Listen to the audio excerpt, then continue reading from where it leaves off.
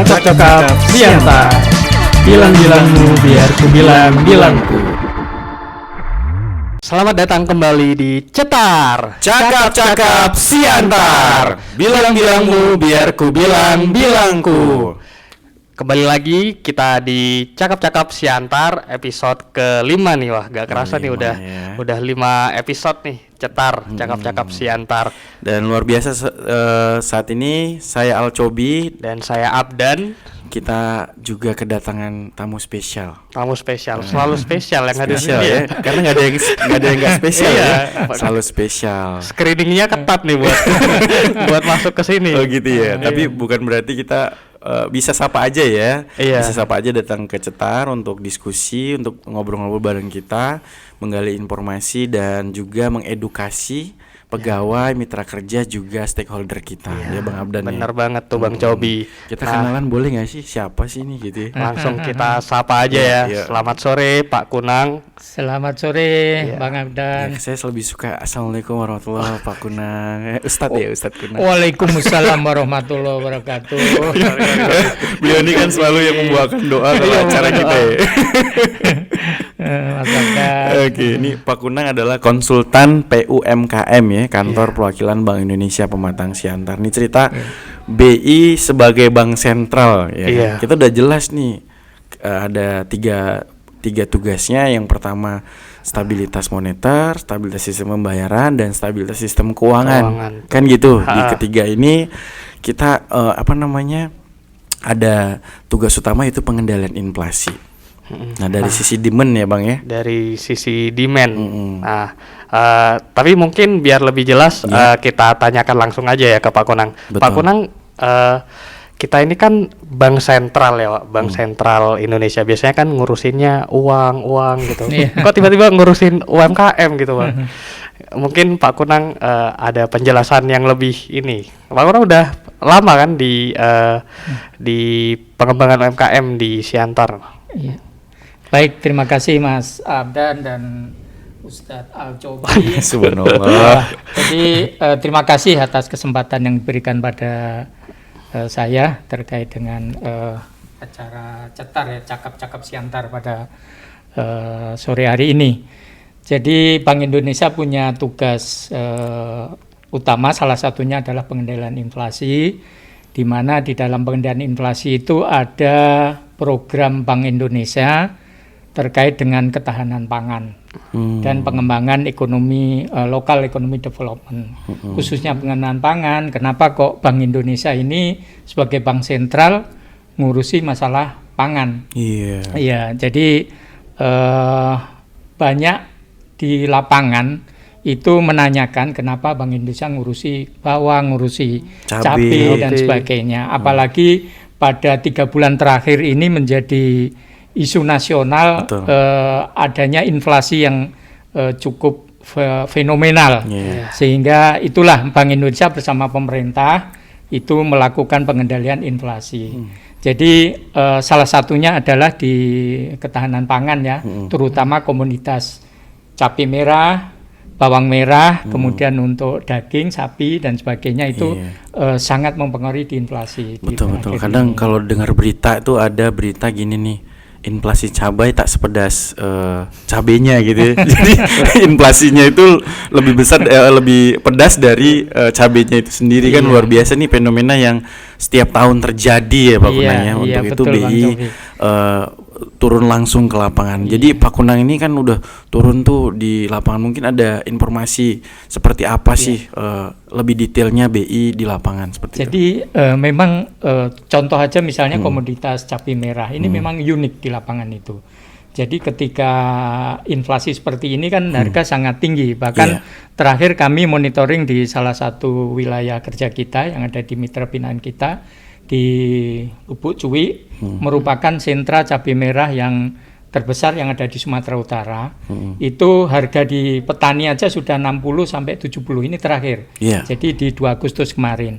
Sementara di pasar itu kita pertemuan dengan TPID Batubara kemarin, bagian perekonomian itu sudah 81.500. Jadi masih cukup tinggi, cukup pedas harganya. Ini ketika harga tinggi, tapi sehingga pemerintah juga mengalami kesulitan terkait masalah ini.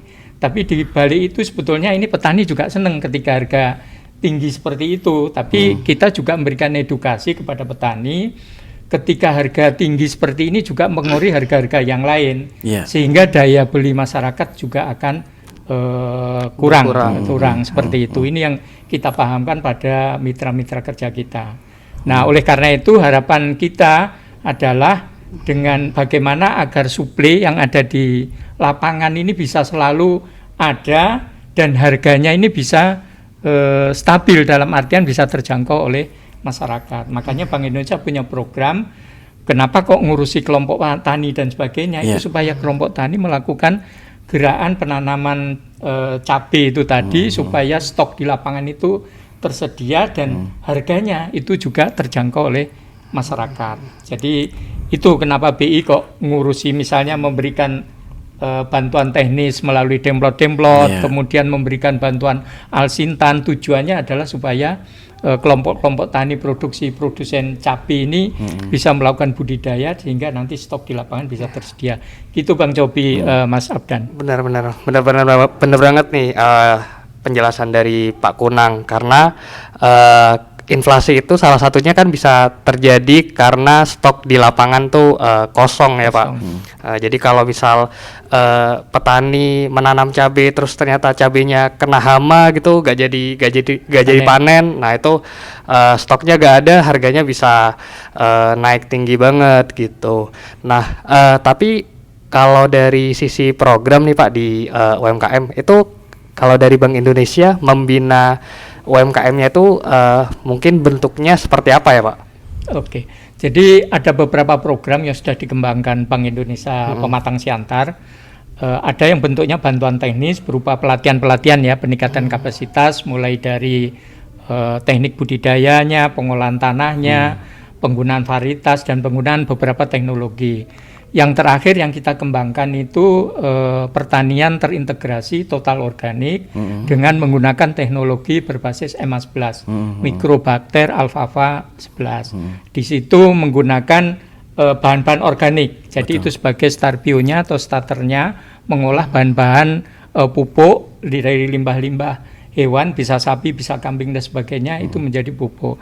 Apalagi sekarang harga pupuk bagi petani ini sangat menyulitkan karena harga pupuk atau saprodi yang terus meningkat tidak diikuti dengan harga produksi yang juga meningkat gitu loh.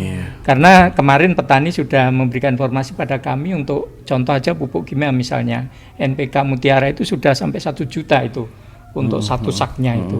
Nah, kemarin kita memberikan edukasi, bahkan kita dukung dengan pembangunan laboratorium MA11 yang ada di kelompok tani Maju Tani Tanjung Kubah.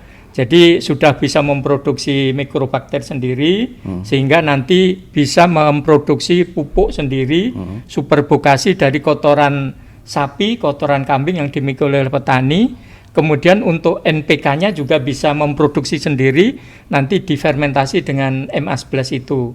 Untuk E-nya itu bisa diolah dari air kelapa, difermentasi dengan MA11. Kemudian P-nya untuk kebutuhan fosfornya atau fosfatnya itu dari batang pisang yang difermentasi, kemudian K-nya dari sabut kelapa yang difermentasi. Itu sudah cukup membantu petani, dan Bank Indonesia juga mendukung program demplotnya, artinya tidak sekedar produksi mikrobakter, tapi dengan demplot dengan 3 komoditas, cabai merah, bawang merah, dan padi. Ini terjadi peningkatan yang cukup signifikan. Jadi contohnya misalnya pengembangan padi total organik yang ada di Desa Brohol di kelompok Tani Anugrah, itu rata-rata produktivitasnya yang dalam 1 hektar itu 4 ton, itu pada demplot pertama, demplot kedua itu ada peningkatan hampir 2 kali lipat. Jadi menjadi 7,28 ton. Bahkan ketika panen kemarin pengubinan, kita bersama-sama dengan pemerintah Kabupaten Batubara bersama Pak Bupati menyaksikan sendiri, melakukan sendiri, terjadi peningkatan signifikan. Ini solusi yang diberikan oleh Bank Indonesia kepada kelompok tani supaya bisa menghemat saprodi khususnya. Ya, tadi demikian Bang Cobi, Mas itu Abdan. caranya bagaimana memberdayakan. Tadi pertama yang saya tangkap itu adalah demplot. Demplot atau demo percontohan ya. Betul, demo percontohan ini adalah salah satu katalisator ya. Jadi dengan demplot tadi untuk mempengaruhi sekitarnya supaya bisa diikuti oleh petani ya, Pak. Selain demplot tadi ada lagi, Pak. Mungkin bentuk pelatihan, kemudian mendatangkan narasumber itu seperti apa? Mungkin bisa dirincikan lagi, Pak. Baik. Selama ini kita kerjasama dengan selain dinas pertanian terkait ya. Oh iya, kita nggak sendiri ya di lapangan sendiri, ya. Jadi memang harus menggandeng pemerintah daerah gitu. Jadi ya. salah satunya BPPT ya, Balai Pengkajian Teknologi Pertanian dari Medan, itu juga kita gandeng dalam rangka pengembangan teknologi, khususnya teknologi terkini ya. Jadi kepada kelompok tani ada kegiatan pelatihan yang diikuti dengan demplot. Jadi tidak hanya teori aja, tapi juga lanjutan dengan demplot. Kemudian yang kedua yang terkait dengan pengaman emas 11, kita juga mendatangkan tenaga ahli yang langsung penemu emas 11-nya, Dr. Nugroho dari Yayasan ANSA, itu langsung membimbing mulai dari awal pelatihannya, teorinya, kemudian prakteknya, demplotnya, bahkan sampai dalam proses di laboratoriumnya. Jadi memproduksi itu. Jadi sebetulnya sangat bersyukur ya, di wilayah kerja kita sudah terbangun laboratorium emas 11. Oh, sudah punya sendiri ya? Sudah punya sendiri. Jadi kita di seluruh Indonesia itu sekarang ada sekitar 57 laboratorium. Laboratorium kita yang ada di Batubara itu laboratorium ke-45. Jadi mudah-mudahan ini menjadi filosofi semangat 45 untuk mengembangkan pertanian total organik di wilayah Bank Indonesia Matang Siantar ini. Terutama di kondisi geopolitik yang tadi mempengaruhi pupuk kimia ya, Pak ya. Jadi pupuk organik itu bisa menjadi solusi, apalagi bisa menambah daya hara tanah ya. Lebih baik. Itu kalau nggak salah Pak Nugroho itu dari Semarang loh, Bang. Iya, dari jauh-jauh ya, BI menghadirkan dari Semarang langsung ke sini. Luar biasa, dedikasi untuk negeri.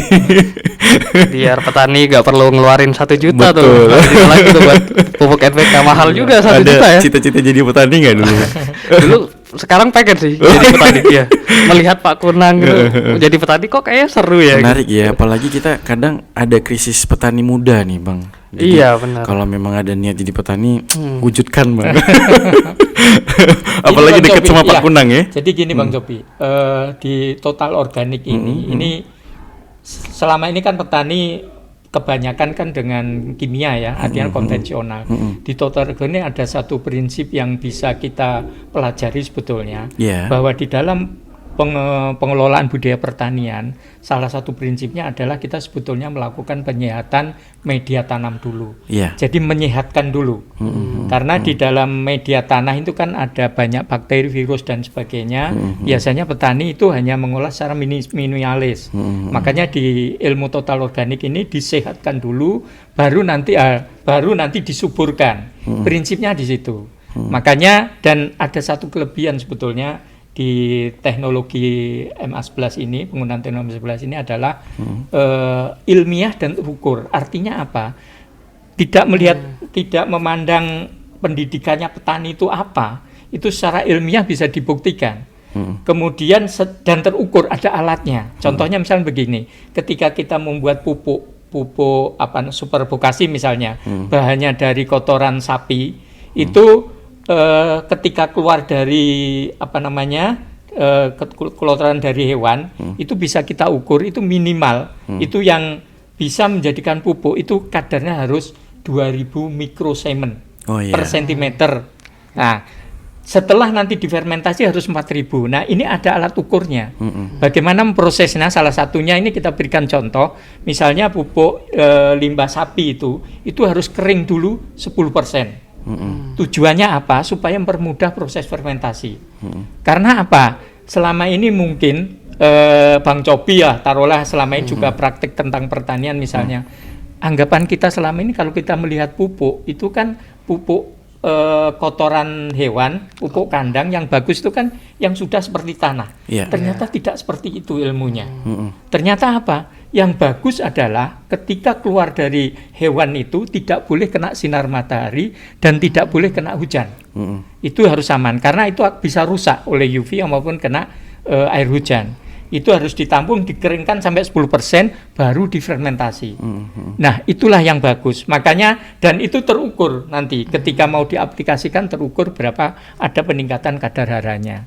Jadi ilmu-ilmu itulah yang sekarang yang dilaksanakan oleh mitra-mitra kerja kita, dan sekarang alhamdulillah sudah mulai berkembang, meyakini bahwa total organik meskipun dampaknya tidak spontan seperti kimia, tapi hasilnya juga cukup bagus.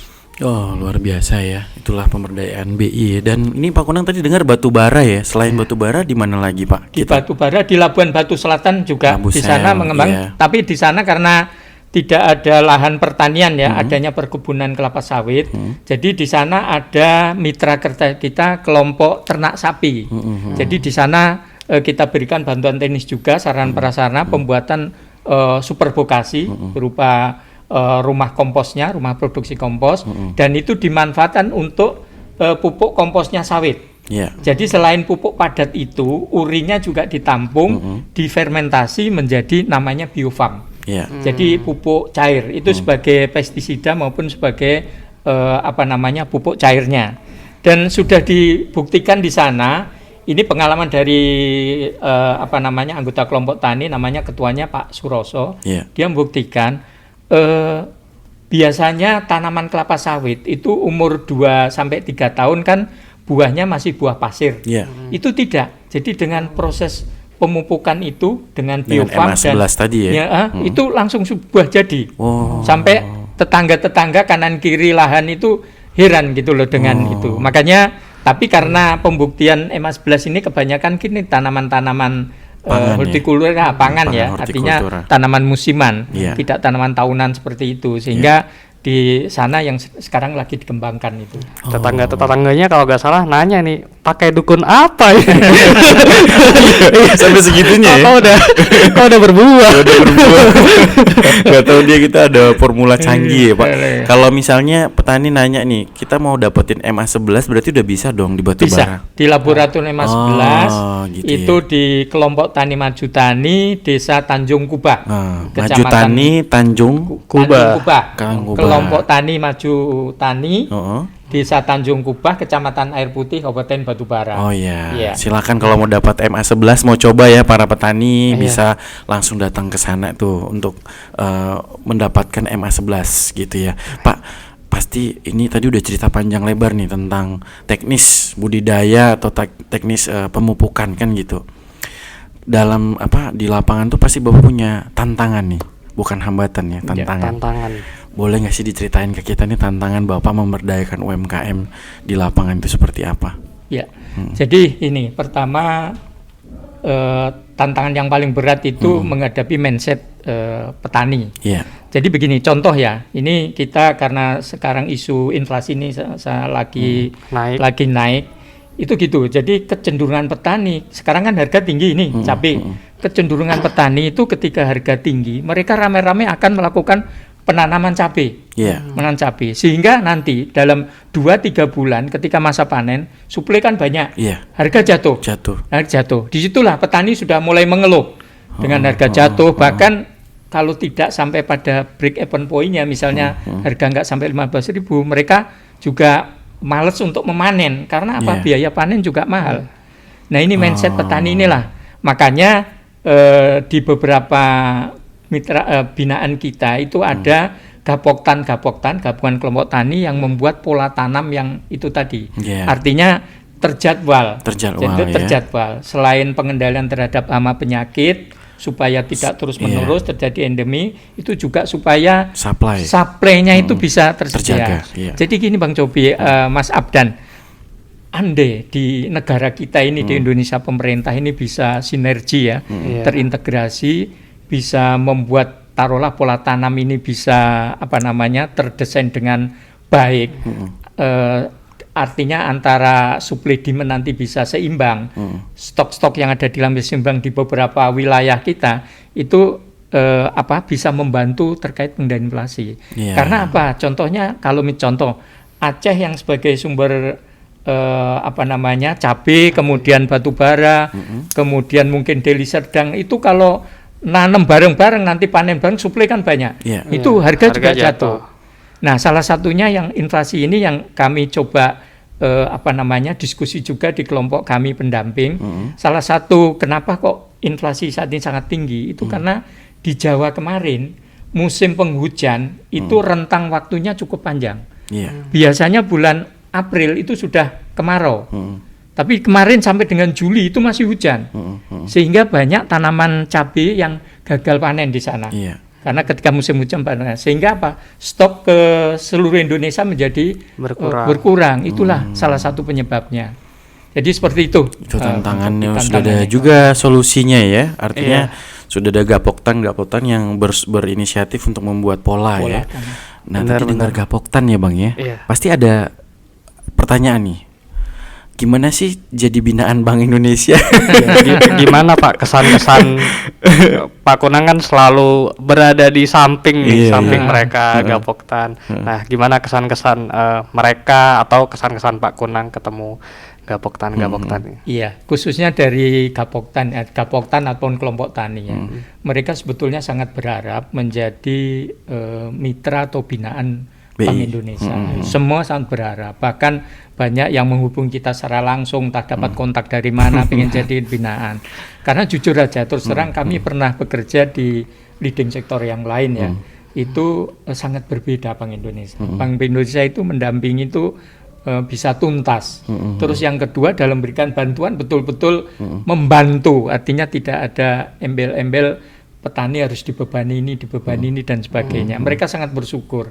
Bahkan boleh dikatakan ketika mendapatkan bantuan hanya bermodal materai dan uang transport aja untuk mengambil bantuannya. Kalau nggak salah pun materainya dari kita juga ya. Juga dari kita. Alasannya lupa nggak membeli dan sebagainya. Itu sehingga itu yang yang sangat diharapkan oleh kelompok tani. Berarti membina dari hulu sampai hilir ya. Bahkan kita membina sampai ke produk turunannya. Luar biasa. Dan tadi kalau ada pertanyaan tadi Pak, gimana sih mau jadi binaan BI kan gitu? Iya. Tapi tunggu dulu Pak, kita break dulu sebentar ya. Cepat, cakap-cakap siantar. Bilang-bilangmu biar ku bilang-bilangku. Kembali lagi di Cetar, cakap-cakap siantar. Bilang-bilangmu biar ku bilang-bilangku. Ya, kembali lagi ya Bang ya. Balik lagi nih kita sama Abdan, Bang Cobi, sama Pak Kunang. Konsultan PUMKM KPBI Pematang Siantar. Nah, tadi nyambung pertanyaan. Iya, benar. Tadi Pak, caranya nih. Cara bagaimana kalau mau jadi binaan BI? Kan banyak nih orang-orang pasti bertanya-tanya, wah kan tadi seneng ya orang-orang tuh jadi binaan BI. Nah mereka tuh pada banyak, misal Gapoktan tetangganya mitra binaan BI pada nanya-nanya gitu, gimana nih Pak Kunang caranya masuk ke binaan BI? Nah itu gimana Pak Kunang biasanya ngejawabnya? Baik Mas Adan, Bang Cobi. Biasanya mereka kelompok yang sudah menjadi binaan itu gepok tular istilahnya, artinya saling berikan informasi pada kelompok yang lain di salah satu wilayah itu seperti itu. Tapi ketika kita ketemu sama kelompok tani, biasanya kita sampaikan. Jadi untuk syarat menjadi binaan, yang pertama kita juga minta rekomendasi dari dinas. Artinya tidak serta-merta kita langsung mengakses pada kelompok tani, tapi juga melihat rekomendasi dari dinas. Itu pun juga kita perlu melakukan verifikasi juga. Artinya bagaimana secara kelembagaannya, dia sudah berapa tahun, kemudian track recordnya, prestasi-prestasinya. Yang penting adalah komitmennya, komitmen kelompok. Dan ada satu hal lagi yang penting bagi kelompok tani ketika menjadi mitra binaan adalah harus amanah dengan Bank Indonesia. Jadi nggak bisa macam-macam. Karena nanti kalau tidak amanah terhadap mungkin bantuan yang kita berikan, maka akan kita blacklist itu. Dalam artian sudah nggak kita akses dengan program apapun gitu. Dan sudah banyak itu contohnya yang tidak amanah sudah banyak. Tapi yang jelas harus komitmen. Jadi menjadi binaan Bank Indonesia atau menjadi mitra binaan itu selain komitmen itu tadi punya kewajiban. Salah satunya apa? Karena Bank Indonesia itu punya program, selain kita membantu, kita juga melakukan pendampingan monitoring terhadap perkembangan usahanya. Sehingga dalam setiap bulan, setiap 3 bulan, 6 bulan sekali, kita mintai data, Bang Cobi, Mas Abdan. Data perkembangan usahanya. Yang sapi kita lihat misalnya jumlahnya sekarang berapa, ada melahirkan berapa, penjualan berapa, harga berapa, kendala masalah dan sebagainya. Yang klaster pangan yang lain misalnya bawang merah, cabai merah, produksinya berapa, harga penjualan berapa, kendala masalah dan sebagainya. Nah, itu seperti itu. Termasuk kelompok-kelompok yang ini, kelompok UMKM yang lain ya, itu kita mintai data penjualan, produksi dan sebagainya. Itu komitmen atau kewajiban menjadi mitra binaan Bank Indonesia.